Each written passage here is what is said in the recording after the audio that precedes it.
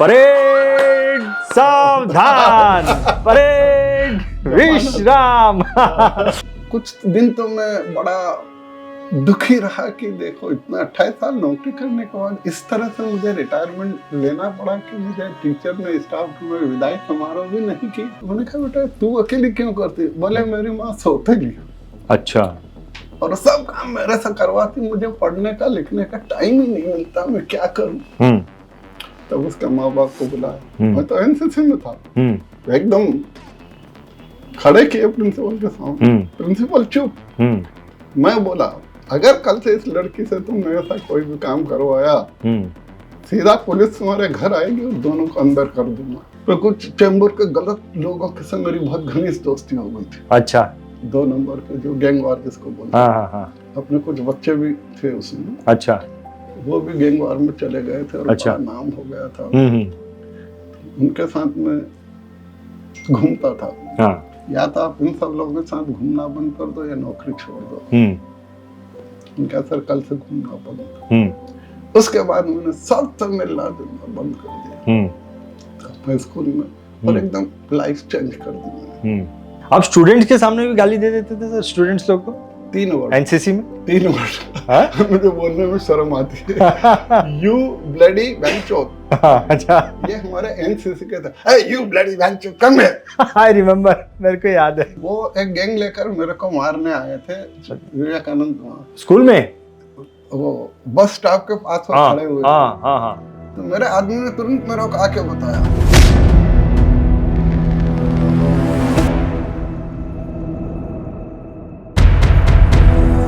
नमस्कार Joshi sir. Sir मैं ये सोच रहा हूँ कि आपका इंटरव्यू जो मुझे शुरू करना है इसकी शुरुआत मैं कैसे करूँ? तो मेरे दिमाग में क्या आता है पता है? मेरे दिमाग में क्या आता है? परेड सावधान, परेड विश्राम। आपको विजुलाइज करता हूँ ना सर, तो आप वो जैसे बोलते थे ना जो अंदाज में, वो मेरे को इमीडिएटली याद आता है। मैं ना सर 8वीं क्लास में स्वामी विवेकानंद स्कूल में आया था और मेरे को चूज़ करना था स्काउट में जाऊँ, आरएसएस में जाऊँ या एनसीसी में जाऊँ। तो मेरे को एनसीसी में आना था। तो आपने बहुत सारे लड़के लोग जो भी एनसीसी के लिए लड़के लोग थे वो सब ऐसे खड़े थे एंड आप चूज़ कर रहे थे। तो आपने उसमें से कुछ लोगों को निकाल दिया। तो मैं उसमें से एक था, मेरे को भी निकाल दिया आपने। भाई तुम लोग को नहीं, तो क्यों निकाला? तो मेरी हाइट कम थी। 8वीं में मेरी हाइट कम थी इसलिए निकाल दिया। मैं परेशान हो गया, अभी मेरे को एनसीसी में जाना है, कैसे जाऊं? फिर बाद में आपको थोड़ा रिक्वेस्ट किया कि सर मेरे को आना है, मेरी बहुत इच्छा है। फिर मेरे ख्याल से 1-2 जन को आपने ले लिया था, कंसीडर कर लिया था, ठीक है आ जाओ। तो 8वीं 9वीं 10वीं सर आपका जो ऑरा मैंने देखा है extraordinary, you are superb. तो मेरे को बड़ी इच्छा थी कि मैं आपसे मिलूँ और आपका इंटरव्यू करूँ। 10वीं के बाद तो फिर आपसे मुलाकात नहीं हुई। कितने साल हो गए सर? 98 की बात है। तो कितने साल हो गए सर? 25 और 27-28 साल हो गए। तो सर आप मतलब उसके बाद कब तक स्कूल में पढ़ा रहे थे, उसके बारे में बताइए। मैं स्कूल में 2003 तक था। 2003 तक पढ़ा रहे थे स्वामी विवेकानंद कुर्ला में आप पढ़ा रहे थे? कुर्ला में आ गया था। हाँ। जब हम कुर्ला में आए तो ये स्कूल बराबर बिल्डिंग नहीं बना हुआ था। करेक्ट। सीढ़ियाँ थी, फर्श नहीं थे, रेलिंग नहीं था बच्चों को पकड़ने का। तो मैं तो डिसिप्लिन इंचार्ज हुआ करता था। तो छोटे वादे सर प्रिंसिपल बने। बोले यार जोशी साहब आपको पूरा संभालना है। तो मैं अपने एनसीसी के जवानों को सीढ़ियों पे पॉइंट पे खड़े रखता था और लड़के लड़कियां लाइन से दीवार की तरफ चलते हुए उतरते थे। क्या बात। और ग्राउंड नहीं था, हॉल में कचरा पड़ा रहता था। तो पता है ना सर, मेरे को पता है, मैं उसी साल तो आया था। 95 में ही आया था मैं। तो एनसीसी के लड़कों से मैं प्लेन करवाता था। परेड के टाइम पे उनको पत्थर उठवाना, मिट्टी फैलाना, फिर वो दीवार के किनारे किनारे पेड़, आज जो आप बड़े बड़े पेड़ देख रहे हैं ये सब हमारे आपने लगाए, बच्चों ने लगाए। आपने सर स्कूल के दौरान की बातें मेरे को जाननी है, लेकिन उससे पहले मैं पूछूंगा कि आप 2003 में रिटायर हुए, राइट? 2002 में आपने रिटायर, उसके रिटायरमेंट के बाद आप क्या कर रहे हैं? 2002 से 2025 अभी हो गया है। मेरा क्या कुछ मजबूरी में रिटायरमेंट लेना पड़ा था। ओके। तो कुछ दिन तो मैं बड़ा दुखी रहा कि देखो इतना 28 साल नौकरी करने के बाद इस तरह से मुझे रिटायरमेंट लेना पड़ा कि मुझे टीचर ने स्टाफ में विदाई समारोह भी नहीं किया। अच्छा, ओके। हाँ हाँ। बड़ा दुखी रहा। तो मैं बाबूनाथ मंदिर पर जाता था तो एक गुरु जी मिले, बोले भाई बड़े उदास रहते हो। मैंने उनको सारी घटना सुनाई। उन्होंने मुझे एक बात बताई कि भगवान जो करता है अच्छे के लिए करता है। आपकी ये नौकरी छूटी है इसलिए कि आपका इससे कोई अच्छा बड़ा काम होने वाला है। अच्छा। ये छोटा काम था। तो आप दुखी नहीं होना चाहिए, आपको तो खुश होना चाहिए कि अब मैं छोटा सा काम छोड़ के किसी बड़े काम में जा रहा हूँ। मैं एक ऐसा टीचर था जो कि गरीब बच्चों के घर पे जाके उनकी प्रॉब्लम समझता था। एक लड़की थी ठक्कर बाबा कॉलोनी में, वो कभी होमवर्क करके नहीं आती थी और टीचर उसको बहुत मारती थी, बाहर खड़ा कर देती थी। तो मैं एक रोज उसको पूछा कहाँ रहती हो। मैं उसके घर गया, घर का माहौल देखा। फिर दूसरा दिन स्कूल में मैंने कहा बेटा, बोले सर मैं सुबह 6 बजे उठती हूँ, बाहर नल पे से बाल्टी ला के ड्रम भरती हूँ, फिर रात के सब बर्तन साफ करती हूँ, फिर खाना बनाती हूँ, फिर बर्तन धोती हूँ वापस, फिर कपड़े धोती हूँ, फिर थक जाती हूँ सर, फिर स्कूल का टाइम हो जाता, 12 बजे स्कूल आ जाती हूँ, फिर शाम को स्कूल से जाती हूँ तो घर में खाना बनाना, दूसरे काम करना। तो मैंने कहा बेटा तू अकेली क्यों करती? बोले मेरी माँ सौतेली। अच्छा। और सब काम मेरे से करवाती, मुझे पढ़ने का लिखने का टाइम ही नहीं मिलता, मैं क्या करूं? तब मैंने प्रिंसिपल उपाध्याय को और टीचर को बुलाया, क्या इस बच्चे की प्रॉब्लम समझो। ये होमवर्क करके नहीं आते, आप इसको मारते हो, बाहर खड़ा करते हो, इसकी प्रॉब्लम समझो।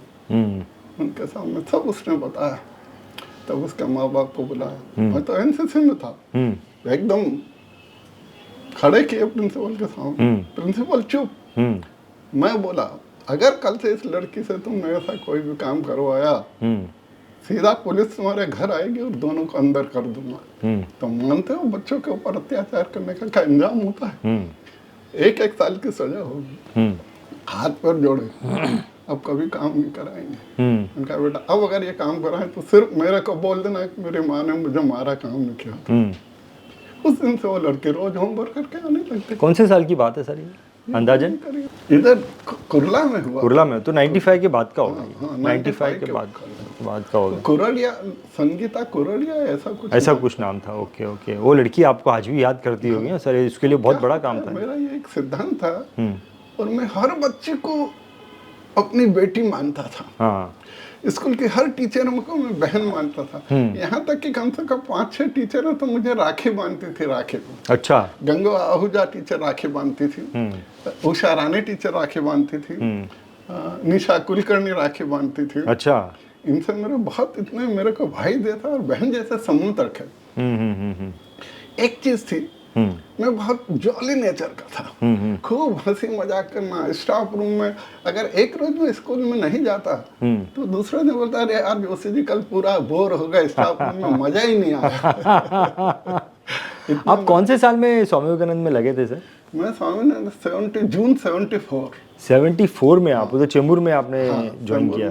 74 में बड़े उपाध्याय जी थे, हर्ष अडवाणी जी ने मेरा इंटरव्यू लिया था। पर मजे की बात बताऊं कि मैं इंटरव्यू देने गया तो कोई एप्लीकेशन अर्जी लिखा ही नहीं मैंने। अच्छा।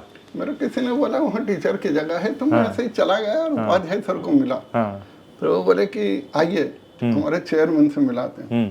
तो हर्ष जी से मिले तो बोले क्या पढ़े लिखे सब ऑरली बताया। तो बोले कल आप सब अपने फाइल्स लेके आओ। मैं दूसरों ने फाइल लेके गया, करीब 220 सर्टिफिकेट। अच्छा। अरे इतने नहीं, 8-10 हाई लेवल के। मैं बाहर आया, छांट के बताया, बोले कल से आप ज्वाइन कर लो। दूसरे दिन मैंने ज्वाइन कर लिया। उन्होंने 2 कंडीशन रखी, एक तो आपको एनसीसी देखना पड़ेगा और हमारा स्पोर्ट्स तैयार करना बच्चों को। मैंने कहा सर ये तो मेरे चॉइस के विषय हैं, करूंगा। उसके बाद 1 महीने बाद प्रिंसिपल ने मुझे बुलाया। अरे बोले आपकी फाइल बनाना, एप्लीकेशन तो दो नौकरी के लिए। ओके। तब मैंने बैक डेटेड में एप्लीकेशन लिख के प्रिंसिपल साहब को दी। फिर हमने पति पत्नी ने साड़ी का बिजनेस शुरू किया था। अच्छा। 2 साल से साड़ी लाते थे और फेरी लगाते थे आप? अच्छा। बड़ा गट्ठा बना के बिल्डिंगों में, चारों में हाँ। एक साड़ी पे 20-25 रुपये मिलता था। और मैंने डिसाइड करता था कि 10 साड़ी से कम बेचना नहीं रोज।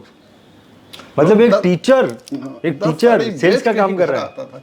लेकिन यहाँ मुझे कोई नहीं जानता था ना कि मैं टीचर हूँ। तो चेंबूर में, यहाँ अपने एरिया में। हाँ हाँ हाँ तभी मेरे को बाबूनाथ में गुरुजी मिले, बोले यार आप ब्राह्मण हो हाँ और संस्कृत तो आपका सब्जेक्ट था ग्रेजुएशन में, आप तो संस्कृत बहुत अच्छी जानते हो, पंडित का काम करो। बस उनके साथ में जुड़ गया। हाँ। फिर मैंने पंडित का काम शुरू किया। हाँ हाँ हाँ फिर मेरा आगे बढ़ने लगा, खूब इनकम, इज्जत खूब मिलने हाँ। लगा। कथा करने कितना समय आपने ये सब साड़ी बेचने का काम किया? ये करीब 1 साल किया। 1 साल आप ये काम करते रहे, और आपकी मिसेस के साथ? क्योंकि मेरा बच्चा इंजीनियरिंग कर रहा था छोटा। अच्छा। तो उसका 80,000 अरेंजमेंट करना था साल का। हाँ। और पेंशन शुरू होने में 6-8 महीने साल लग जाता है। हाँ। प्रोविडेंट फंड मिलने में 1-1 साल लग जाता है। तो पैसा तो खर्च तो रोज चाहिए ना, रोज उसके चाहिए। लिए। करेक्ट। फिर मैंने पंडिताई शुरू की। फिर मेरा भाग्य बदल गया। हाँ। खूब सत्यनारायण कथा करना, गृह प्रवेश की पूजा करना, गृह शांति के पाठ अच्छा, कराना, ये क्या बात। सब। गणपति बैठते तो 9 दिन तक 10 दिन तक गणपति मंडप की ओर पूजा पाठ करवाना, नवरात्र में मंडप के पूजा पाठ करवाना, दिवाली पे लोगों को ऑफिस में जाके लक्ष्मी पूजन, चोपड़ा पूजन करवाना। खूब कमाई भी होने लगी और सम्मान खूब बढ़ने लगा। क्या बात है, क्या बात है। फिर उसी में कुछ जजमानों से परिचय, उनके बच्चों का, बोले हमारे बच्चों को पढ़ा दिया करो, तो ट्यूशन भी साथ में शुरू की। तो मेरे पास मतलब पेंशन 7,000 थी, 6,000 और 7-8 मेरे को ट्यूशन का मिलने लग गया। बहुत बढ़िया, बहुत बढ़िया। 10,000, 2,000, 3,000 पंडित आय का मिलने लग गया। तो मेरी पगार से ज्यादा इनकम होना शुरू हो गई। बहुत बढ़िया, बहुत बढ़िया। ये मैंने 2010 तक किया। 2010 में मेरा लड़का इंजीनियर हो गया, बहुत अच्छी जॉब लग गई। बोले पापा आप ये छोड़ दो, अच्छा नहीं लगता है। हाँ। और इस बीच मेरी एक नेताजी से बहुत अच्छा संबंध हो गया। बोले यार हमारे साथ जुड़ जाओ। हाँ। तो मैं उनके साथ जुड़ गया। कांग्रेस पार्टी ज्वाइन की मैंने 2010 में, 2011 में। अच्छा। और उनके साथ साल भर अच्छा काम किया और 12 में चुनाव हुआ। तो खेतवाड़ी से शांतिलाल जोशी कांग्रेस के उम्मीदवार बने। तो मेरे मित्र बोले यार जोशी जी बहुत अच्छा इसमें करे, बहुत हार्ड वर्क करें, इसको लो। तो बोले आप 15 दिन काम करो, उनका कुछ पैसा मिलेगा? बोले बहुत मिलेगा जोशी, मेरी जवाबदारी, आप खाली काम करो। तो मैं चौक पे माइक पे भाषण देता था, जीप में बैठकर घूमता था। तो हमारे एमएलए अमीन पटेल जी ने एक चौराहे पे मेरा भाषण सुना। तो उन्होंने गोपाल शर्मा को बोला अरे कौन है, क्या बोलते हैं? बोले सर मेरे बहुत अच्छे दोस्त है, रिटायर्ड टीचर है, हिंदी के बहुत विद्वान है। परिचय हुआ तो शांतिलाल जोशी चुनाव जीत गया। 40 साल बाद खेतवाड़ी में कांग्रेस जीती। अच्छा। बीजेपी थी 40 साल तक। क्या बात है। तो मेरा रुतबा और बढ़ गया। हाँ। तो शांतिलाल जी 8वीं पास, न मराठी आती थी न इंग्लिश आती थी। अब वो बोले यार जोशी साहब मेरे पीए बन जाओ। उनका ठीक है, मेरे को क्या पगार दो, हमारी सेटिंग हो गई। बोले एक काम करना, आपको कभी किसी गरीब से पैसा मत लेना। आपको तकलीफ हो मेरे को बोलना, मैं आपको बहुत पैसा वाले आदमी 10-20 हजार रुपये दे दूंगा, गरीब को मेरा नाम बदनाम मत करना। मैंने कहा आपको विश्वास है तो रखो। उन्होंने इतने ईमानदार आदमी मेरे साथ कि साइन करने की अथॉरिटी भी दे दी मुझे। क्या बात है। मैं लोगों का बर्थ सर्टिफिकेट, दूसरे तरह के सर्टिफिकेट जो भी लिखता था, शांतिलाल जोशी साइन में करता था, एससी जोशी। इतना विश्वास था। क्या बात है। उस दौरान मेरी फिर पॉलिटिक्स में आए तो मुरली देवड़ा जी से, मिलिंद देवड़ा जी से, भाई जगताप से, अमीन पटेल जी से, मंगल प्रभात लोढ़ा जी से, राज पुरोहित जी से, वर्षा गायकवाड़ से, इनसे सबसे बहुत। और अपना एक व्यक्तित्व था, एनसीसी से मुझे जो ट्रेनिंग और जो कॉन्फिडेंस मिला था, इतना काम आया कि सब लोगों से मेरा बहुत अच्छे रिलेशन बना लिए। एक घटना बताऊं, मैं एक रोज म्यूनिसिपल में गया एक बड़े अफसर को मिलने। कहाँ गए? हेड ऑफिस में। किसके हेड ऑफिस में? बाहर बोर्ड पे नाम देखा, केपी पालकर। वॉचमैन, अरे पालकर साहब है क्या आत्मदे? बड़े रुतबे से। बोले आप कौन? मैंने कहा मैंने क्या पूछा तेरे से? उसका जवाब दे, मैं कौन हूँ वो तो तेरे को बताऊंगा मैं कौन हूँ, और पालकर को बताऊंगा। अंदर गया वो, जैसे वो गेट खोल के अंदर गया, मैं घुस गया, उनका साहेब पालकर साहेब, पालकर साहेब। या अब वो ये तो नहीं बोलेगा ना जब मैं ऐसे जाऊंगा तो। बसा और बोला, मैंने कहा पहचाना मुझे? मैं पहले बार मिला था उनसे। अच्छा। पहचाना मुझे? सर आपसे मैं 2 बार पहले भी मिल चुका हूँ। हाँ। कुछ काम। अच्छा, ध्यान नहीं आ रहा है। अब आपके पास तो रोज हजारों आदमी आते हैं तो भूल जाते हो। हमको तो ध्यान है ना आपका, हमने तो बाहर देखा, नाम पाल कर रहे। मैंने कहा ये तो अपने पुराना मित्र है। बोला सर हो जाएगा काम आपका। और उन्होंने मेरा तुरंत काम कर दिया। क्या बात है। इसको बोलते हैं कॉन्फिडेंस। जबरदस्त, फैंटास्टिक। सर मेरे को याद है आप क्लास में आते थे, आप हमको ज्योग्राफी पढ़ाते थे, आप बातें करते रहते थे, लेकिन वो सब्जेक्ट की बातें होती थी और मजाक मजाक में पढ़ा के चले जाते थे, सब याद रह जाता था। आपके पढ़ाई हुई चीज़ें आज भी मुझे याद है। ज्ञान हमारा 3 तरह से मिलता है, सुनकर, देखकर, समझकर। करेक्ट। हम स्कूल में जाके बैठे हुए बच्चे लेक्चर झाड़ रहे हैं, बच्चे ने सुन लिया इधर से उधर से बाहर। 5% ज्ञान मिलता है बच्चों को जितना पढ़ाया। देखकर आप वस्तु सामने रखो और फिर बतलाते हुए पढ़ाओ तो 50% बच्चा समझ जाता। और समझकर प्रैक्टिकल ज्ञान प्राप्त करके कि बेटा ये है, कल तुमको सबको करके लाना है अपने घर से, तो बेटा समझने के लिए इधर से कुछ ढूंढेगा, करेगा और फिर प्रोजेक्ट बना के लेके आएगा। तो उसने खुद ने किया है ना, उसको सब याद रहेगा। Absolutely correct. तो मैं इस सिद्धांत पर चलता था कि बोलने से कोई मतलब नहीं। आप पढ़ाओ, क्या मतलब, इधर से सुनेगा, इधर से चिल्लाते रहो। बच्चों को इंस्पायर करो कि वो पढ़ाई करें। आपके टीचर बनने की इच्छा बचपन से ही थी या ऐसे कोइंसिडेंट हुआ? बचपन से मेरी इच्छा थी वकील बनने की। वकील बनने की? हाँ, मेरे पिताजी उसी फील्ड में थे। अच्छा। लेकिन कुछ ऐसे मेरे जीवन में घटनाएं हुई, परिस्थिति आई कि मुझे घर छोड़कर बॉम्बे आ जाना पड़ा। अच्छा। थोड़ा बचपन से बहुत बदमाश दादागिरी टाइप का लड़का था। कॉलेज में, स्कूल लाइफ में। और खूब बचपन में खूब खेती बाड़ी में काम किया, खूब काम मेहनत की है मैंने। अच्छा। मजदूर जैसे खेती बाड़ी करते थे आप? हाँ।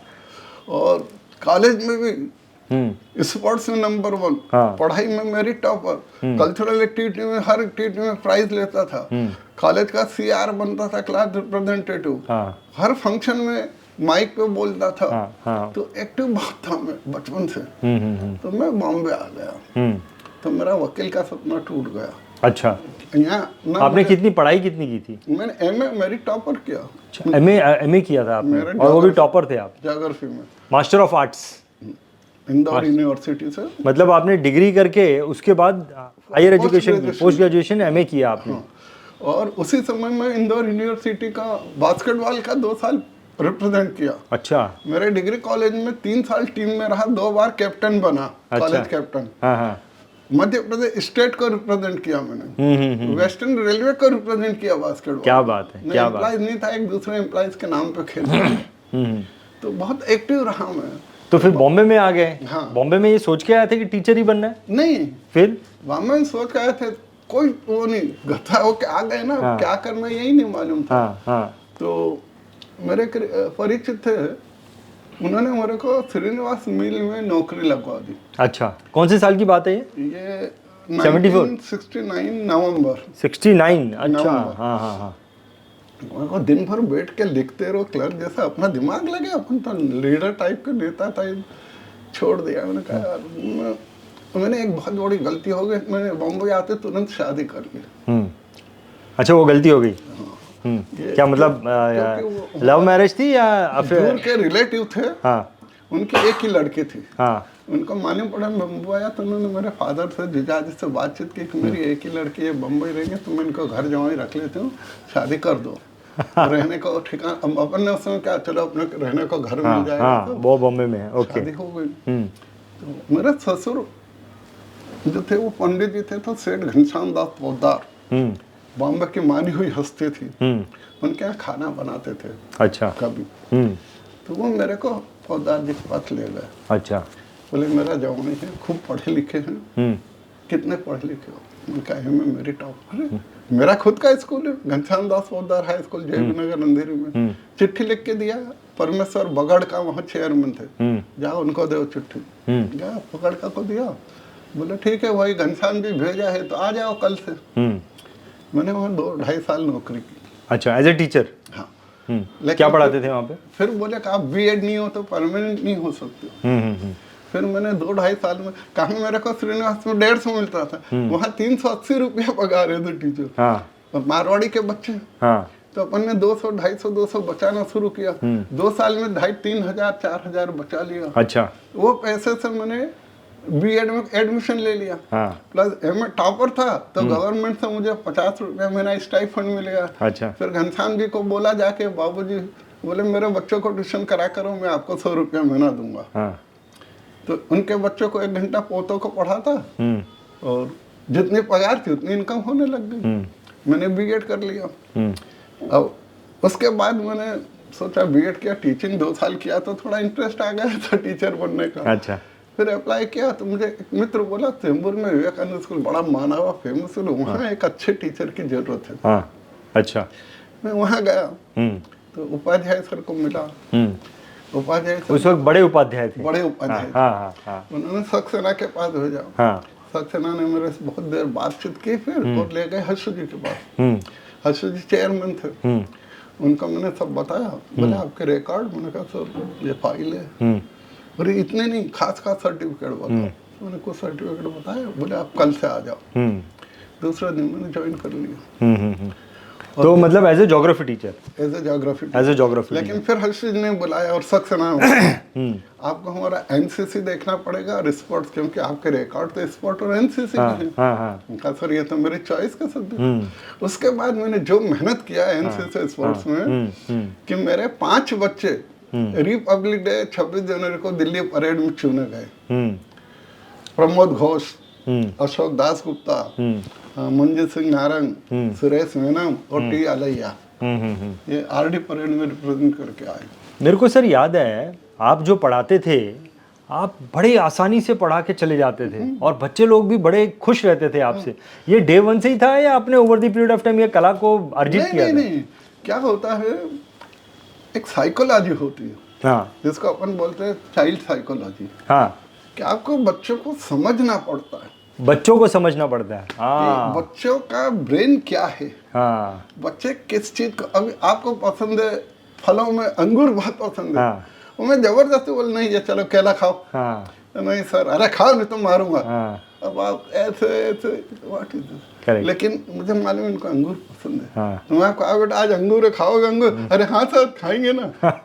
तो बच्चों को किस चीज को कैसे समझाना, वो बच्चों से पहले, इसलिए मुझे पर प्रिंसिपल या सुपरवाइजर नाराज हो जाते थे। क्योंकि मैं 2-4-8 दिन स्कूल क्लास में बच्चों से खूब बतियाता था।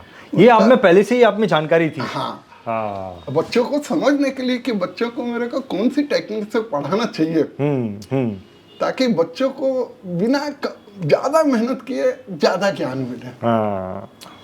मैं एक ऐसा टीचर था कि 70% बच्चों के परिवार से मिला हुआ। अच्छा, क्या बात है, क्या बात। ठक्कर पापा के 90% पेरेंट्स मुझे जानते हैं। वसला ताईत नगर, लाल डोंगर में, चेंबूर कैंप में, सब बच्चों के पेरेंट्स इतने, क्योंकि जब आपको पेरेंट बच्चों का बैकग्राउंड पता चलेगा ना तो आप उसको सही एजुकेशन दे सकते हो। करेक्ट। नहीं तो क्या बच्चे आपने पढ़ाया गए मारा मारे गाली। तो अभी एक बड़ा अजीब किस्सा हुआ। एक बार एक बच्चे ने मस्ती की, मुस्लिम था, तो उसको उपाध्याय सर थे, छोटे उपाध्याय, कुरला में। कौन से साल की बात है सर? ये होगी 99 के। 99 मेरे टाइम का। कल पेरेंट्स को लेके आना। कौन सी क्लास का बच्चा था? 8वीं का। 8वीं में नया एडमिशन हुआ था। म्यूनिसिपल से आया था। तो पेरेंट्स कैसे आए? बनियान, काले धग्गे लगे, लुंगी। अच्छा। और इधर से पान का चूरा आए। मैं तो मरा तो मालूम में कहाँ खड़ा रहता था। प्रिंसिपल केबिन के बाहर बेंच पे बैठता था। आए, मैंने कहा बोलो। ओ प्रिंसिपल बुलाए रहे हमको। लड़के के आप पेरेंट्स हो? बोले हाँ। उनका ऐसे आते, अरे साहब काम कर रहा हूँ मैं, ड्यूटी पे हूँ, बड़ी मुश्किल से मालिक को बोल के 5 मिनट के लिए छुट्टी लेकर। अब आप ऐसा पेरेंट्स होगा तो उसके बच्चे से आप क्या उम्मीद करोगे? कम से कम भाई छुट्टी ली तो मालिक बोला तो कम से कम मम्मी को उतार के पैंट ही पहन लेता है, बनियान पे शर्ट ही पहन लेता ऐसा, और चप्पल भी नहीं। ऐसे आ रहा मेरे पास पेरेंट्स आते ऊपर से डांट फटकार के भगा दिया, इससे मिलने आता है मैं बाहर समझाया इसको, देखो स्कूल है, हाँ ऐसे नहीं आना चाहिए। साहब क्या करूँ, काम कर रहा था, क्या बराबर है चाचा, लेकिन बहुत प्यार से उसको समझाया। बोले देखो एक आप बात कर रहे हैं, हमको भगा दिया गाली गुप्ते देकर, कोई बात नहीं, बड़े साहब है ना, वो बोल सकते हैं। मैं आपको समझा रहा हूँ, आप जाना कल आराम से अच्छे कपड़े पहन के आना, जरा मुँह जरा इधर से धो के आना। तो मेरा ये तरीका था। बहुत बढ़िया। एक तरीका सर आपका थोड़ा एक ऐसा भी था, जो मैं आपको बोलूँ 8वीं क्लास तक जो है ना एनसीसी में जाके एक जो स्ट्रीट स्मार्टनेस थी ना, स्ट्रीट स्मार्टनेस, वो एनसीसी में जाके आई। वो आपके लीडरशिप में जब एनसीसी में रहा तो थोड़ी स्ट्रीट स्मार्टनेस आई। इसके पहले कभी ज़िंदगी में गाली नहीं दिया था, उसके बाद गाली देना भी चालू कर दिया। अच्छा, मजे के बाद देखो रंजीत भाई कि मैंने आज तक स्कूल में 28 साल में एक भी बच्चे को एक थप्पड़ तक नहीं मारा। लेकिन जैसे ही मैं निकलता था, इधर अपना हाथ में डंडा और ऐसे और गले में सीटी, वो बच्चे अरे जोशी सर आए, जोशी सर आए। बरामदे में एक बच्चा नहीं दिखेगा, हॉल में डिसिप्लिन सब। तो केवल एक चीज है कि आप बच्चों में भय पैदा कर दो। भाई विन हो ना प्रीत, तो हम कहते हैं भाई विन हो ना अनुशासन। तो थोड़ा शुरू में आपको लगेगा, लेकिन फिर एक बार जो आपको जम गया तो पीढ़ी पीढ़ी पीढ़ी बोलते ना, नए बच्चे पुराने को बोले जोशी सर समझना, तो वो चलता चला जाएगा। तो मैं एक बार क्या हुआ, एक बच्चा क्लास में से बरामदे में दौड़ता हुआ जाए, इधर आ पकड़ा, एक थप्पड़ मारा। मारता नहीं था हमें बच्चों, ऐसे मेरा आदत था, मारता नहीं था, यहाँ पेंट में हाथ डाल के पकड़ता था। कहाँ भाग रहा? सर मेरे को तो टीचर ने चाक लेने भेजा है। तो मैंने कहा बताया क्यों नहीं पहले? बोला सर आपने पूछा ही नहीं, मेरे को मारने लग गए। तो अब बच्चों में क्या, अब दूसरी बार दूसरे बच्चे दूर से देखेंगे ना, अरे जोशी सर आ रहे हैं, अब पकड़ लेंगे यहाँ। तो वो पहले से ही सर टीचर ने चाक लेने भेजा। तो ये मेरा तरीका था कि एक बार बच्चों में आप अपना पैदा कर लो, फिर आपके खूब रिस्पेक्ट करेंगे, कहना मानेंगे, अनुशासन सब हो जाएगा। लेकिन वो इमेज बनाना है आपको। आपके चाहने, आपका कोई अच्छे दोस्त भी थे वहाँ पे? बेस्ट सर बहुत थे। कोई आपके बेस्ट सबसे अच्छे दोस्त कौन कौन थे, किसका नाम लेना चाहोगे? अब स्टार्टिंग में तो मेरे सबसे अच्छे दोस्त बने थे प्रसाद सर, लेकिन उनकी डेथ हो चुकी थी। अच्छा। उसके बाद मेरे 2 साल बाद वशिष्ठ सर आए। अच्छा। 1 साल बाद ही लोहिया सर आ गए थे। एक वो आपके अच्छे मित्र थे वशिष्ठ? अच्छा। एक एस के पांडे सर थे, बायोलॉजी पढ़ाते थे, केमिस्ट्री। एक विजय शर्मा पीटी टीचर थे। हमारा 5-6 टीचर का ग्रुप था। अच्छा। और लेडीज टीचरों में Nisha Kulkarni ji, Bohra teacher, Shashikala teacher, Meena teacher, Rane teacher, Anita Singh teacher, Gangotra teacher, इन सबको, विज्ञानी टीचर, इन सबको तो मैं अपनी बहन मानता था। अच्छा। और यहाँ तक कि मैंने राखी पे राखियां बंधवाई टीचरों से। कि कोई ये नहीं बोले जोशी सर टीचरों के साथ बहुत हंसी मजाक करता है क्या ये वो। तो मैं राखी पे पूरे स्टाफ रूम में स्टाफ के सामने राखी बंधवाता था, सब देखते थे। और बाकायदा राखी का उनको 10-10 रुपया देता था। अच्छा। राखी बांधने का। और राखी भी मैं ले जाता था। अच्छा। ये ले मेरे को बांधो। और बांधते वो और फिर 10 रुपया देता। क्या बात है, क्या बात। कोई ऐसा मोमेंट याद है सर आपको कि मतलब उसके बारे में सोचो तो दिल खुश हो जाता है, वो स्कूल का ये मोमेंट एक बहुत बढ़िया था, ऐसा कुछ याद है मोमेंट? अब मेरा तो क्या, मैंने तो पूरे 28 साल एंजॉय किया ना स्कूल में। करेक्ट। क्यों, क्या होता है, 2 चीजें ध्यान रखो। आपको जैसे कहते हैं जीना तो है, जब तक मौत नहीं आएगी आप जियोगे। करेक्ट। अब आप रोते हुए जियोगे तो भी जीना है, और हंसते हुए जियोगे तो भी जीना है। तो साला जीना ही है तो हंसते हुए जियो ना, फिर क्यों रोते हुए? करेक्ट। जीना तो है ही। खुश होकर जियो या दुखी होकर जियो, तो खुश होकर जियो। कोई एक मोमेंट शेयर करो ना sir, as a teacher. Kurla का रहे तो ज्यादा मजा आएगा। सबसे ज्यादा मेरा था बड़े उपाध्याय सर। अच्छा, उनसे रेपो अच्छा था? तुल्य मानता था। अच्छा, ओके। और वो मुझे बहुत कंट्रोल करते थे। अच्छा। कंट्रोल मतलब मैं थोड़ा एग्रेसिव नेचर का था। अच्छा, ओके। बहुत जल्दी गर्म होना, गाली गुप्ते पे उतर जाना, ये सब वो बचपन की आदत थी। नए थे। तो जोशी ऐसा नहीं, जोशी जी ऐसे नहीं। तो कुछ चैम्बर के गलत लोगों के साथ मेरी बहुत घनिष्ठ दोस्ती हो गई थी। अच्छा। 2 नंबर के जो गैंग वार जिसको बोलते हैं। अपने कुछ बच्चे भी थे उसमें। अच्छा। वो भी गैंग वार में चले गए थे और अच्छा। बड़ा नाम हो गया था। हम्म। उनके साथ में घूमता था। हाँ। तो मुझे उपाध्याय ने बुलाया, वही हर्षद जी ने आपके लिए एक मैसेज भेजा है, या तो आप इन सब लोगों के साथ घूमना बंद कर दो या नौकरी छोड़ दो। उनका सर कल से घूमना बंद। उसके बाद मैंने सबसे मिलना जुलना बंद कर दिया अपने स्कूल में, और एकदम लाइफ चेंज कर दी मैंने। आप स्टूडेंट्स के सामने भी गाली दे देते थे सर, स्टूडेंट्स लोग को? 3 वर्ड, एनसीसी में 3 वर्ड मुझे बोलने में शर्म आती है। यू ब्लडी बैंचोद। अच्छा। ये हमारे एनसीसी के थे। hey, you bloody बैंचोद, come here। आई रिमेम्बर, मेरे को याद है, याद होगा आपको? एनसीसी में आप बोल देते थे ऐसा। कोई भी बच्चा इंडिसिप्लिन, hey, you bloody बैंचोद, come here। तो ये 3 वर्ड मेरे थे, जिनसे बच्चे घबरा जाते थे, डरते थे। कोई टीचर गाली देगा। सर मैंने क्या किया? उनका सावधान में खड़ा है ना, तो ऐसे क्यों करी गर्दन, नहीं चलेगा। 28 साल में 28 एनुअल कैंप किए मैंने। उनमें से 18 कैंप में मेरे स्कूल के ट्रुप को best troop of the camp shield पड़ी हुई है, आप देखना वहाँ लगी हुई है। 10 NIC कैंप किए, 6 NIC कैंप में ऑल इंडिया कैंप में best troop of camp Chembur को लेके आया। 2 ट्रैकिंग कैंप किए, अगस्त्यकुंडम नीलगिरी में और पन्हाला फोर्ट में। नीलगिरी में मेरे ट्रुप को फर्स्ट रैंक लेके आया। और एक और बहुत बड़ी मजेदार बात बताऊं कि ट्रैकिंग में 45 से कम उम्र का ही ऑफिसर जा सकता है। अच्छा। 45 क्रॉस होगा नहीं। मेरी एज हो गई 50। अच्छा। तो मेरे सीओ बोले नहीं आप जाओगे। Okay sir. गए हम अगस्त्यकुंडम, वहाँ बंगाली कर्नल साहब थे। पेपर जमा किए, एज देखा, हाउ यू डेयर, कैसे तुम कैंप में आ गए, your age is 50 year. Sir मेरा सीओ साहब ने भेजा, मैं आ गया। कैसे भेज दिया सीओ साहब ने? फोन करके पूछ लो। मैं अलग ही ढंग का आदमी, प्रश्न का जवाब देना का। यू विल गो बैक, उनका नो प्रॉब्लम सर। मुझे थोड़े पैसा लगता है, गवर्नमेंट आने का फर्स्ट क्लास, जाने का फर्स्ट क्लास फेयर देती है, ट्रेन का खर्चा, पानी, खाना पीना सब गवर्नमेंट का, मुझे क्या तकलीफ, वापस चला जाऊंगा। आप पेपर सब बना दो मेरे, टिकट निकलवा दो। मैं टिकट निकलवा के देगा? उनका फिर वो तो आपको तो मिलेगा ही ना गवर्नमेंट से। चल रहा है, बोला ठीक है अभी आप जाओ। फिर मैं तो आया, आधे घंटे बाद मैंने कहा सर मैं चैलेंज देने आया हूँ।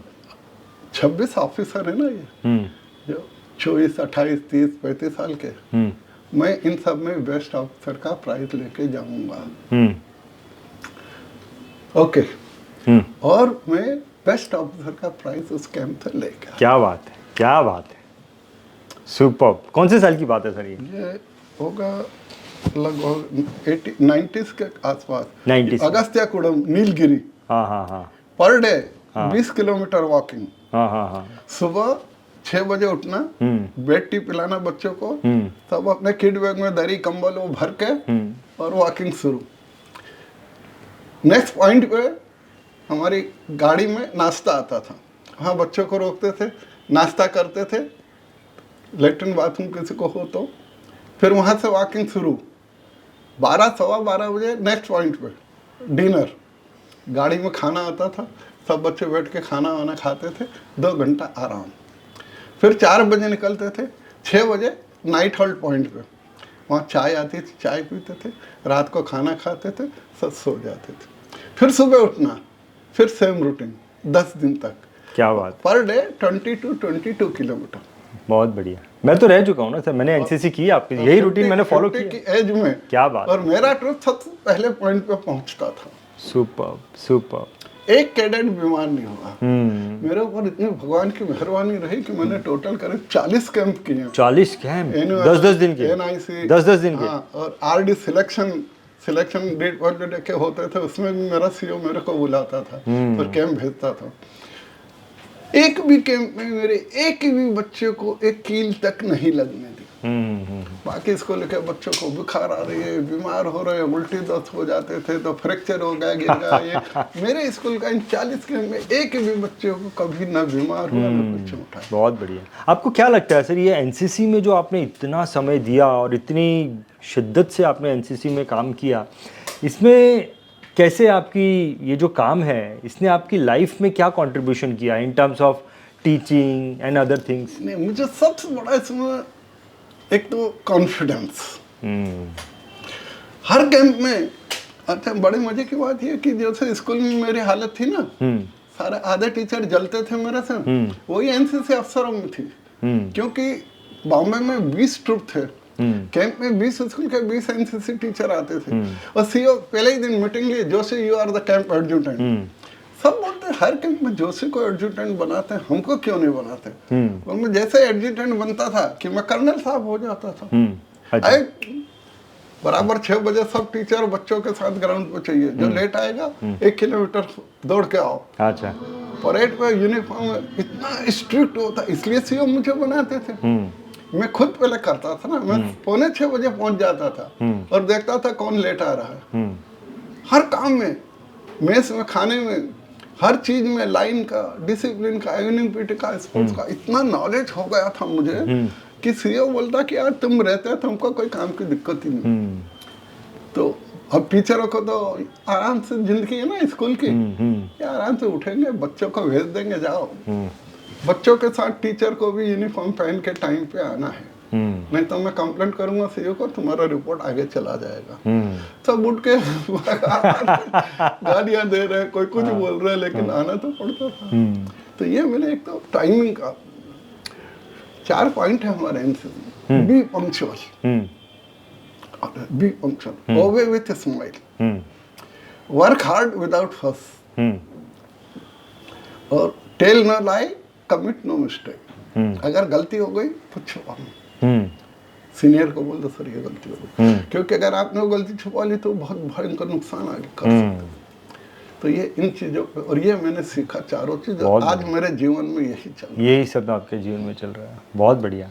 आपको क्या लगता है सर, आप तो 69 में आप टीचर बने थे, राइट? 69 में यू बिकेम टीचर। आपने सन 2000 तक पढ़ाया, करीबन कितने साल हो गए थे? 30-28 साल आपने पढ़ाया।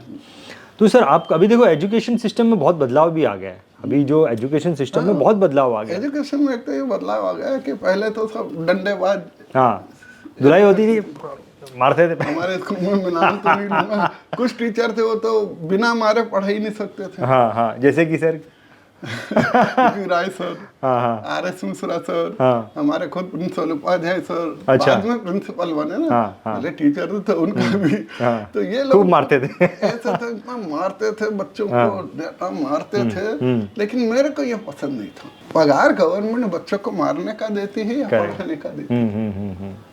नंबर 1। नंबर 2, अगर मारने से बच्चा सब पढ़ लेगा तो अपने काय को मेहनत करना, जाके क्लास में मारो ही जाके, सब बच्चों की पिटाई कर दो और बेंच पे बैठ जाओ और बोले पढ़ो रहे अपनी अपनी किताब, सब पढ़ लेंगे। तो मारने से ना तो बच्चा सीख सकता है, और भय के मारे जो याद है वो भी भूल जाएगा। हाँ, लेकिन अपना अपना तरीका होता, नेचर होता। अब उनके सब्जेक्ट मैथ्स थे तो वो मार के ही पढ़ा सकते थे। लेकिन आपको क्या लगता है कि ये तो चलो बदलाव हो गया, ये मारने वाला सिस्टम तो भी बंद हो गया, लेकिन कोई आपको ऐसा लगता है कि ये बदलाव अच्छा नहीं हुआ है? इसमें सबसे बड़ा दोष जो है वो पेरेंट्स का, मेरा कैलकुलेशन है। अच्छा, पेरेंट ये सोचते कि हमने बच्चे को स्कूल में एडमिशन दिला दिया, अब हम फ्री हो गए, सब जवाबदारी अब स्कूल की है। हाँ, हाँ। आएंगे पेरेंट, सर कहना ही नहीं मानता है। हाँ। तो तुम बाप हो, तुम्हारा कहना नहीं मानता तो मैं क्या करूं? सर दिन को टीवी देखता रहता है, मना करते हैं तो टीवी बंद, बेच दो, मत रखो घर में टीवी। कुछ भी हुआ, सर ये इसको सुधारो। अरे हमारे पास तुम पढ़ाई लिखाई करने भेजते हो तो ये हम तो उसको अच्छा पढ़ाएंगे लिखाएंगे। पेरेंट्स का तो ये कि सब चीज टीचर करेंगे, हम कुछ नहीं करें। एक बार जीडी सोमानी स्कूल बॉम्बे का टॉप मोस्ट स्कूल है, यहाँ के बड़े बड़े हीरो हीरोइन पढ़े हैं सब। मेरे को एक लेक्चर देने में MP शर्मा प्रिंसिपल थे, मेरे गांव के मेरे परम मित्र थे। उन्होंने मुझे रिटायर्ड होने के बाद की बात कर रहा हूँ, जब मैं इस फील्ड में आ गया लेक्चर देने की, बहुत स्कूलों में जाता था, बहुत रिटायरमेंट के बाद, हाँ 2002 के बाद बहुत लेक्चर देता था डिसिप्लिन के बारे में, एजुकेशन, हाउ टू स्टडी। अच्छा, हाँ। तो मैंने वहाँ पेरेंट्स को एक ही बात बोली, इनका बच्चे को बिगाड़ने के लिए सबसे बड़ी रिस्पॉन्सिबल है पेरेंट्स। बच्चा स्कूल से आया, बूट खोल के ऐसे फेंक दिया, यूनिफॉर्म ऐसे फेंक दिया, उधर बोल दिया अब माँ आके मोजा उतार रही है, वाई बच्चा स्कूल से आ रहा है, अब बोलो ए जूता उतार के रैक में रख, पैंट शर्ट वहां टांग, चल जाके हाथ मुंह धो फ्रेश हो। आप कुछ नहीं बोलते, हम घर आके बोले क्या टीचर, वहां भी तुम टीचर बिगड़ गया कुछ करते, अरे तो आप क्या करते हो, आप तो बिगाड़ते ना।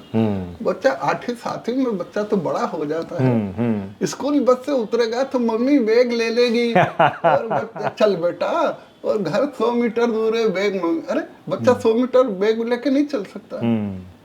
आप तो बच्चे को बिगाड़ते हो। correct, और दोस्त टीचर पे स्कूल में क्या होता है, बच्चों को कुछ बिगड़ हुआ है क्या होता है, ये सबसे बड़ी चीज है। हर पेरेंट को ये सोचना चाहिए आज के कि बच्चे को इंडिपेंडेंट बनना, वो एक चीज़ निकलती जा रही है। आपको क्या लगता है सर, आपने तो बहुत काम किए हैं सर, मैंने तो आपको दिखा है, मैं साक्षी हूँ इसका, लेकिन फिर भी आपका सबसे बड़ा अचीवमेंट आपको क्या लगता है एज ए टीचर?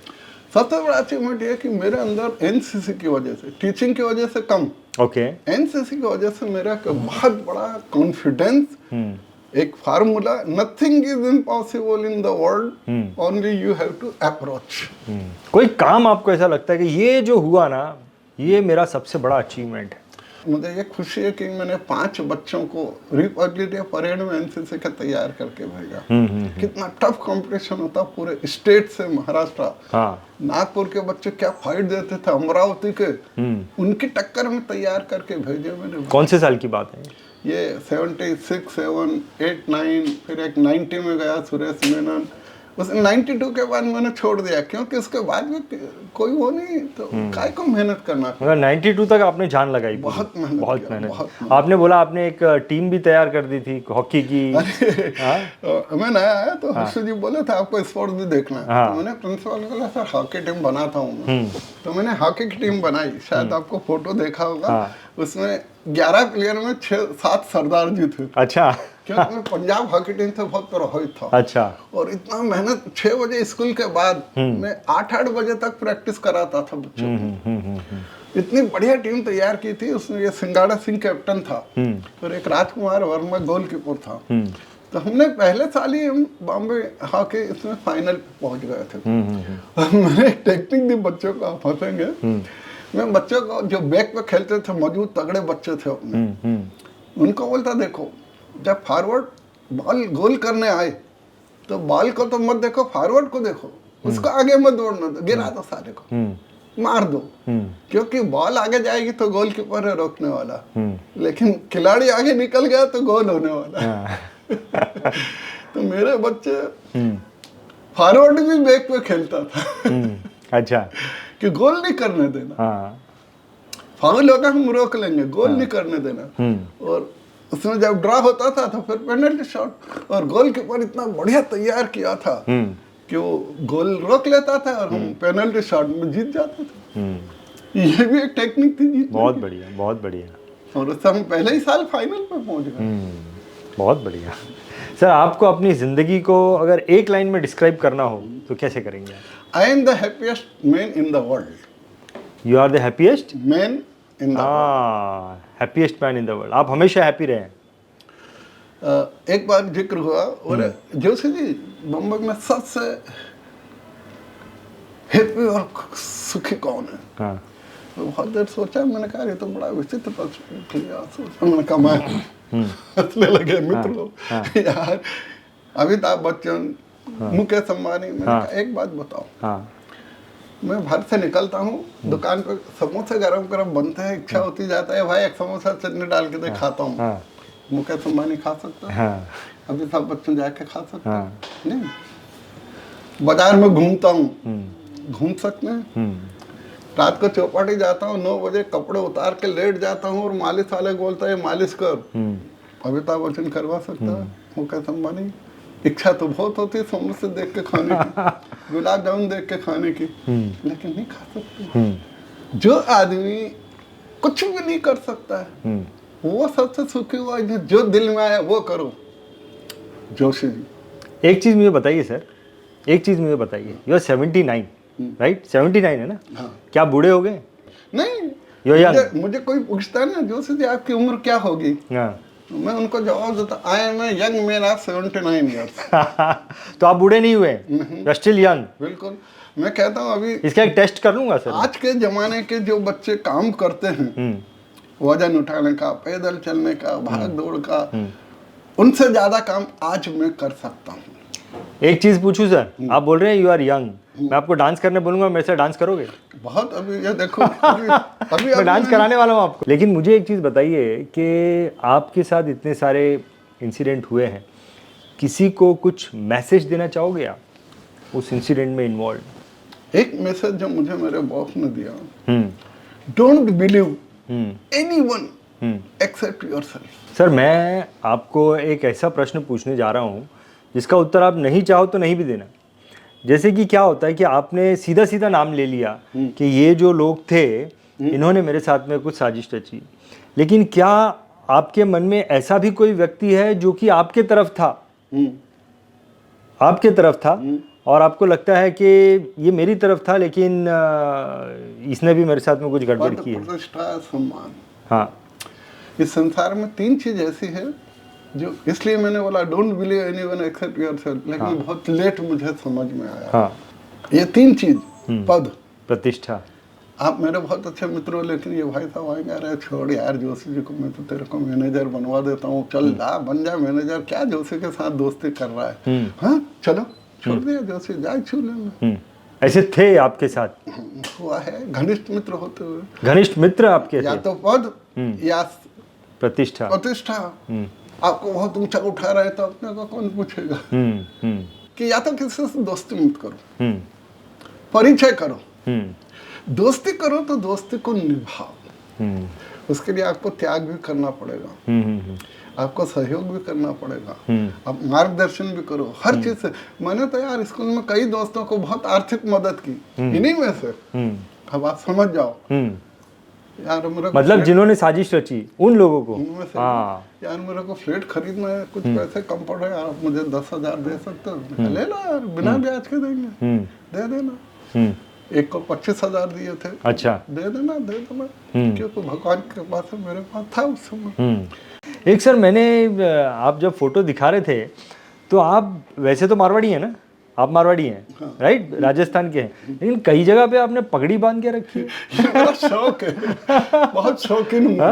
आपने आपके एनसीसी के दौरान आपने 3 साल तक पगड़ी बांधे रखी? 3 साल वो तक। क्या सीन था सर, वो बताओ जरा। नहीं, एक्चुअल क्या हुआ कि मेरे को थोड़ा दाढ़ी रखने का शौक हुआ। हाँ। तो मैंने दाढ़ी रखी तो मेरे कमांडिंग अफसर बोले कि नॉट अलाउड। एनसीसी में? हाँ। कौन से साल की बात है ये? 69 से नहीं 79 से 83 तक। क्या बात है, ओके। तो उन्होंने बोला नॉट अलाउड। उन्होंने कहा सर सरदार लोग का अलाउड है। बोले ओनली सिक्स आर अलाउड। हम भी पगड़ी बांध लेंगे। बोले नहीं, पगड़ी ऐसे नहीं चलता। हम एक परेड में पगड़ी बांध के गए ऑफिस में, बोले सिख बन गए, सिख धर्म ग्रहण किया, उसका प्रमाण लाओ। मैं कुछ चैम्बर कैंप गया गुरुद्वारा में, सिंगाड़ा सिंह से मिलके कर करके लिख के दे दिया कि रामेश्वर जोशी ने सिख धर्म ग्रहण कर लिया, अमृत चख लिया है। साइन ठप्पा लगा दिया, साहब को दे दिया। तो बोला अब आपको हमेशा पगड़ी पहनना पड़ेगी। ठीक है। तो 3 साल तक आप पगड़ी में थे? 2 पगड़ी केवल सिंगाड़ा सिंह से 2 पगड़ी उसके पिताजी से बनवाई, ऐसी बनवाई कि वो खुलती नहीं थी। टोपी जैसा पहन लो और निकाल लो। क्या बात है सर, यूनिफॉर्म में, मीटिंग में, बाजार में, मैं तो स्कूल में क्लास में पगड़ी पहन के पढ़ाया मैं। अच्छा सर आप तो प्रिंसिपल ने बुलाया, ये क्या मजाकबाजी? मैंने कहा सर हमने सिख धर्म ग्रहण कर लिया ना, ये देखो सर्टिफिकेट, बड़े उपाध्याय ये मर्दवा तो सिख बन गया। सर फिल्म इंडस्ट्री में धर्मेंद्र और यहाँ स्कूल लाइन में आप दोनों डेयरिंग बात सेम ही है। उन्होंने मुस्लिम धर्म अपना लिया था शादी करने के। एक चीज और मैं भूल गया, मैंने पत्रकारिता की है। अच्छा। 72-3-4 में, स्कूल आने से पहले, टीचर बनने से पहले उस समय आपको पूना इंस्टीट्यूट से एक बैच निकला था। अच्छा। उसमें पेंटल आसरानी, राधा सलूजा, रेहना सुल्तान, अनिल धवन, विजय अरोड़ा, गुलशन अरोड़ा, शत्रुघ्न सिन्हा, अच्छा, ये सब आए थे। हाँ। नए नए आए थे और मैं उस समय इंटरव्यू लेता था। तो मैंने सबसे पहला इंटरव्यू लिया था विजय अरोड़ा का, वो क्या रहे मर गए। उसके बाद लिया गुलशन अरोड़ा का, पेडर रोड पे उसके फ्लैट में बुलाया उसने। फिर तीसरा मैंने लिया जया भादुरी का, 4 बंगले पे सावन फिल्म की शूटिंग के सेट। हाँ, क्या बात, क्या फिर बात। उसके बाद विजेंद्र घाटके का लिया जुहू में उसके फ्लैट पे जाके। फिर पेंटल का लिया उसके घर पे जाके। मुझे ये बताइए, how was your experience with Jaya Bhaduri? Jaya Bhaduri से 2 ही बार मिले, उसके बाद वो बट हाउ वाज योर बढ़ गई, तो एक्सपीरियंस? फिर कौन किसको जाने। उस वक्त वो इतनी फेमस नहीं थी। मैं आपको उदाहरण बताऊं, राजकमल संगीतकार, इनकी ये हालत थी, घर में एक टाइम खाने का नहीं था। अच्छा। ये सांता क्रूज वेस्ट में शास्त्री नगर में किराए का मकान पे रहते थे। तो मेरा उनसे परिचय हो गया था। तो मैं उनके घर गया, तो छत पे वो हारमोनियम, उनका बेटा तबला लेके गाने वाने सुनाए, और वाईफाई और झगड़े गाली गुप्ते ये वो। बोले अभी मैंने कहा यार पारिवारिक मामला है सर, मैं कल आ जाऊँ। नहीं बैठो यार, उनका इंटरव्यू लेने गया था। काफ़ी बातें हुई, चाय वाय ये सब। उसके बाद एक बार और मैं उनसे मिला, अच्छी तरह बात की। फिर मैंने पत्रकारिता छोड़ दी, टीचिंग लाइन में आ गया। तो गैप हो गई। जब वो एकदम बहुत फेमस हो गए, राजकमल म्यूजिक डायरेक्टर, तो बांद्रा में उन्होंने बड़ा अच्छा फ्लैट ले लिया। तो मैं मिलने गया 10 बजे सुबह, घंटी बजाई, नौकर ने खोला, है राजकमल जी? बोले हाँ। बोले पंडित जी आए, जोशी जी शास्त्री नगर में आपसे मिलते थे ना, इंदौर वाले। बोले बैठी। मैं बैठा, वो आए, बोलिए। नमस्ते राजकमल जी, और कैसे? अरे यार मैं रात भर शूटिंग करके आया, म्यूजिक का वो करके आया, और आप आ गए, सोने नहीं देते यार, कुछ सोचा करो। उनका सॉरी, आज के बाद आपसे मिलने नहीं। उसके बाद मैं उनसे कभी नहीं मिला। 1-2 बार मिले, मेरे तरफ से देख के मुस्कुराए, मैंने नमस्ते नहीं किया। अभी मैं बतलाऊं मैं कैसा आदमी हूँ। उस वक्त सम्मेलन वो होगा ना विद्यार्थियों का, 3 लोग जिनसे मैं इतनी नफरत करता हूँ जैसे खुजली वाले कुत्ते को देख के नफरत होती है। आए मेरे को देख के हंसने लगे, मैं निकल गया। 3 सर प्रिंस मतलब टीचर हैं वो। हाँ, अभी 4 जनवरी को, 5-6 जनवरी को। हाँ, ये हुआ था ना। तो मैंने उनसे बात की, मैं उनसे नमस्ते की, मैं उनकी तरफ देखा। बाकी सब टीचरों से खूब प्यार मोहब्बत से मिला। वो देखते रहे कि जोशी जी हमसे नमस्ते नहीं कर रहे, हम तो नाम लेना चाहोगे? चुके हैं, हम तो मैनेजमेंट के वो थे, और हमसे बात ही नहीं कर रहे, देख भी नहीं रहे हमको। नाम लेना चाहोगे उनका? मन में तो हुआ होगा उनके ऐसा। नाम लेना चाहोगे उनका? नहीं, अब समझ जाओ ना। हाँ सर, मुझे एक चीज़ बताइए कि देखिए अभी आप जो है ना एक एक्सपीरियंस्ड व्यक्ति हैं, आपने अपनी ज़िंदगी जो है एक रफ्तार में जो है ज़बरदस्त तरीके से जी है, लेकिन ज़िंदगी चलते चलते बहुत कुछ सीखा, आपने तजुर्बा हासिल किया है। आज आपको वो जो पुराना जोशी सर है, उनको अगर कुछ सलाह देनी है बैक में जाके कि भाई यहाँ पे तुमको सुधरना चाहिए या यहाँ पे थोड़ी सुधार कर लो, तो क्या सलाह देंगे? खुद को आप क्या सलाह देंगे? सबसे पहला तो ये कि क्रोध पर नियंत्रण। अच्छा, बहुत क्रोध था और बहुत गालियां देता था। अच्छा, बात में मारता था, और खड़ा हो जाता था। हाँ, मारामारी भी हुई आपकी कभी? वो सब छोड़ दिया मैंने। मारामारी भी हुई? हाँ, बहुत। अच्छा, चैम्बर में हुई। नारायण राणे का छोटा भाई, हाँ, चैम्बर नाके पे फूल की दुकान चलाता था। अच्छा, कोई जमाने में। अच्छा, उसका कजन ब्रदर, वो एक गैंग लेकर मेरे को मारने आए थे विवेकानंद वहाँ स्कूल में, वो बस स्टॉप के पास खड़े हुए। तो मेरे आदमी ने तुरंत मेरे को आके बताया। तो मैंने फोन किया एक आदमी को, वो आया, बोले चलो मैं चलता हूँ, बात करता हूँ। मैंने अब रुको, मैं फोन करूंगा तब आना। मैं स्कूल में रुका, उसने गया, फोन पे बातचीत की, क्यों हुआ, क्या हुआ, उन्होंने रीजन बताया सब, किसने उनको बोला मेरे बारे में मारने के लिए। फिर उसने मुझे बुलाया, मैं गया, ये जोशी सर यार, तुमको लगता है इतने सज्जन आदमी, पूरी चैम्बर में इनका नाम है, इतने लोग मानते, इतने बच्चे हर गली मोहल्ले में इनके पढ़ाए हो बच्चे, पेरेंट्स, इतना सम्मान। बोला सर सॉरी सर, गलती हो गई। एक लड़का वासिना का, वो किसी लड़की से उसका लफड़ा कर रहा था, तो मैंने उसको बुलाया और बहुत डांटा फटकार, और उपाध्याय सर को बोला, उपाध्याय सर ने उसके ऊपर पिटाई कर दी। वो वासिनाका से 3-4 मुस्लिम लड़कों को मेरे को मारने के लिए लाया था। अच्छा, स्टूडेंट लेके आया? हाँ, दूसरी घटना 2-3 दिन बाद। तो मेरे को एक लड़के ने बोला, सर वो गुप्ता है ना, हरियाणा वाले हैं वो सब, वासना का में अग्रवाल नगर में। बोले वो ना 3-4 लड़कों को आपको मारने के लिए लेके आया। मैंने कहा चल चलते हैं। हाँ। गए, वो खड़े थे तीनों, तो ये भी खड़ा था, गुप्ता भी। मैंने देखा चारों खड़े हैं। अपन तो बहुत सचेत आदमी थे ना, एक्टिव थे ना, एनसीसी की ट्रेनिंग थी। मैं देखा गुप्ता खड़ा हुआ है, तब तक उनमें से एक लड़का बोलता सर नमस्ते। और मेरे पास आके नमस्ते सर। मैंने कहा और भाई कैसे?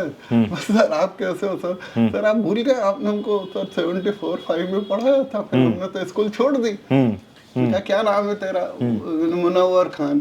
अरे तुम मुनव्वर एनसीसी में था? बोले हाँ सर 1 साल था। गुप्ता देख रहा। मैंने कहा तू यहाँ क्या मेरा को मारने आया? सर क्या बेटा जोशी सर हैं एनसीसी के, तुम तीनों मेरे को मारने आए, तुमको कौन लाया मालूम है? बोला सर सॉरी सर हमको नहीं मालूम था। इसने नाम नहीं बोला। बोला यार एक टीचर को 2-4 तमाचे मार देना स्कूल में। सर हम गलती, हाथ पैर जोड़ लिए। तो ऐसी घटना है। सर एक तो ये जो आपने इंसिडेंट बताया आपके साथ में हुआ, ये तो वाकई में बहुत दुखदायक इंसिडेंट हुआ आपके साथ। इसके अलावा आपको ऐसा लगता है कि आपको लगता है यही सबसे बड़ा डाउन साइड था आपकी जिंदगी का? बस जिंदगी में सबसे बड़ा। मेरे पिताजी ने जब मैं घर छोड़ा, ब्राह्मण है, तो मेरी जनेऊ निकाल के हाथ पे लपेटा और पानी रखा। तो बोला बेटा तू जा झगड़ा करके जा, कहीं भी जाना दुनिया में, यहाँ मेरे सामने शौक का कुछ जिंदगी में पान बीड़ी सिगरेट शराब तंबाकू जुआ सट्टा वेश्यावृत्ति नहीं करेगा। मैंने कहा ओम नमः शिवाय, छोड़ दिया जब। मुझे 54-55 साल हो गए। पान नहीं, बीड़ी नहीं, सिगरेट नहीं, शराब नहीं, तंबाकू नहीं, कुछ नहीं। इवन चाय भी होटलों में बंद कर दिया। पहले पीता था होटलों में, वो भी छोड़ दिया। सर आपको क्या लगता है आपकी ताकत क्या है? सबसे बड़ी ताकत क्या है? आत्मविश्वास, कॉन्फिडेंस, जो आपने कॉन्फिडेंस। आप क्या नहीं कर सकते हो। नंबर 1 इतना कॉन्फिडेंस रखो कि करने की कोशिश तो करो, भले नहीं हो। आत्मविश्वास बहुत बड़ी। कई काम ऐसे होते हैं कि अपन पूरे आत्मविश्वास से कह रहे हैं ये तो मैं यूँ कर लूंगा, करने की पूरी कोशिश करने के बाद भी नहीं होता तो कोई बात नहीं, क्योंकि आपने अपनी पूरी ताकत लगाई। आपकी तरफ से कमी नहीं हुई ना, अब नहीं हुआ तो कोई बात नहीं। आपकी सबसे बड़ी कमजोरी क्या है सर? मेरी सबसे बड़ी कमजोरी है कि मैं बहुत जल्दी लोगों पे विश्वास कर लेता हूँ और अपना समझ लेता हूँ। कोई भी मित्र आता है, अरे यार जोशी जी, मैंने कई आर्थिक नुकसान भी बहुत उठाया है दोस्तों को, 5,000 10,000 5,000 2,000। कोई ऐसा स्टूडेंट जिसने बहुत तरक्की की हो आपका पढ़ाया? एक स्टूडेंट है प्रद्युमन जैन। प्रद्युमन जैन कौन से साल का स्टूडेंट है आपका? वो 75-6। 75-6 ओके। आज वो अमेरिका में नासा में chief senior engineer. Hindi medium का लड़का, क्या बात है, क्या बात है। प्रद्युमन जैन। उसके पिताजी भी इंजीनियर थे, फोर्ट गेट ऑफ इंडिया पे एक ऑफिस में इंजीनियर थे। मैं उनके घर भी गया। प्रद्युमन जैन हिंदी मीडियम का लड़का, नासा में इंजीनियर, क्या बात। सीनियर टॉप 40-45 साल की नौकरी हो गई उसकी। ओहो सुपर्ब। अभी रिटायर्ड होने वाला है। और एक और लड़का था मेरा एनसीसी में सार्जेंट था, सुनील कुमार मिश्रा। कौन से साल का? वो याद नहीं है मुझे। उसके पिताजी चेंबूर कैंप में जो गली है वहाँ सब्जी की दुकान लगाते। सुनील कुमार मिश्रा ओके। सब्जी की दुकान लगाते थे। वो सार्जेंट था। मैंने उसके टैलेंट को देखा और उसको मैंने कहा तू यार बेस्ट एथलीट बन सकता है। अच्छा। फिर मैंने उसको ट्रेनिंग दिया अपने डिग्री कॉलेज के ग्राउंड पे। वहाँ उसको दौड़ाता था 3000 मीटर। फिर एनसीसी कैंप में 3000 मीटर में उसने फर्स्ट प्राइज लिया। फिर स्कूल से सिलेक्ट करके इंटर स्कूल में फर्स्ट प्राइज लिया।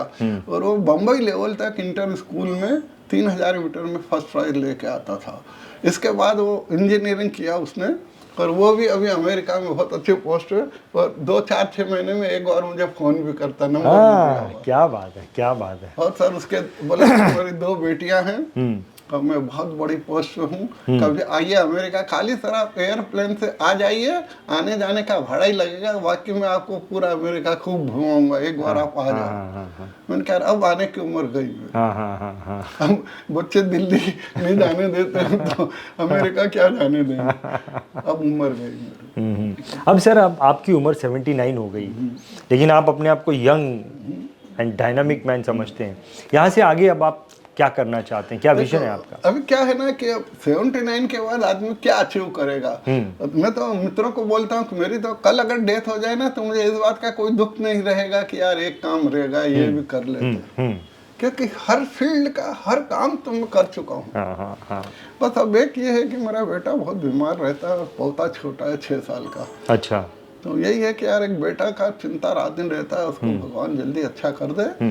और पोते को कम से कम अभी 6 साल का है तो 15 साल का हो जाए तो भगवान मुझे और 10 साल ऐसा ही यंग बनाए रखे ताकि बच्चे को बड़ा कर जाए। आप उसको अपना मेरे दोनों बेटों में 10 साल का फर्क है। अच्छा। तो बड़े बेटे का तो बेटा इंजीनियरिंग कर रहा है विले पार्ले में, तो बेटी भी बीएससी कर रही है केसी कॉलेज चर्चगेट से। ओके। और एमबीएस का भी इस साल वो एंट्रेंस टेस्ट दिया है बेटी ने, हो सकता हो जाएगा, बहुत ब्रिलियंट है। और छोटे बच्चे का शादी लेट हुआ और उम्र में भी छोटा था, तो उसका बच्चा अभी 10 साल का है, 6 साल का। 6 साल का है। तो वो थोड़ा बड़ा हो जाए, समझने लग जाए। अभी वाइफ की डेथ हो गई, मेरे को 1.5 साल हो गया। अच्छा। अभी भी वो बोलता है दादी जी कब आएगी, कितना दिन हो गए। हमने उसको क्या बोला, बेटा दादी जी चांद पे गई है। तो अपन देखते ना रॉकेट जाते हैं ना, तो रॉकेट में बैठ के चांद पे, तो वहाँ पहुंचने में 2 महीना लगता है। फिर वहाँ रहेगी, उनके फूफा जी रहते हैं ना, मामा जी सब, उनके यहाँ 2-4 महीना रहेगी, फिर वापस आएगी। तो अभी भी वो 6 साल का बच्चा पूछता है दादाजी कितना दिन हो गए दादी जी को चांद पे गए को, कब आएगी दादी जी। सर आप है ना मेरे प्रिय टीचरों में से एक टीचर हैं, मैं सच बोलता हूँ। मैं कभी आपसे बात नहीं किया स्कूल में, हमेशा पीछे बैठता था या दूर रहता था, बट आप मेरे प्रिय टीचरों में से एक टीचर हैं, क्योंकि आपकी एक अलग आपका एक अलग ऑरा था। सबसे पहले तो इस इंटरव्यू के दौरान मैं आपको गले लगना चाहता हूँ। मुझे तो कई स्टूडेंट मिलते हैं ना जो I want to hug you sir, मैं आपको गले लगना चाहता हूँ सर।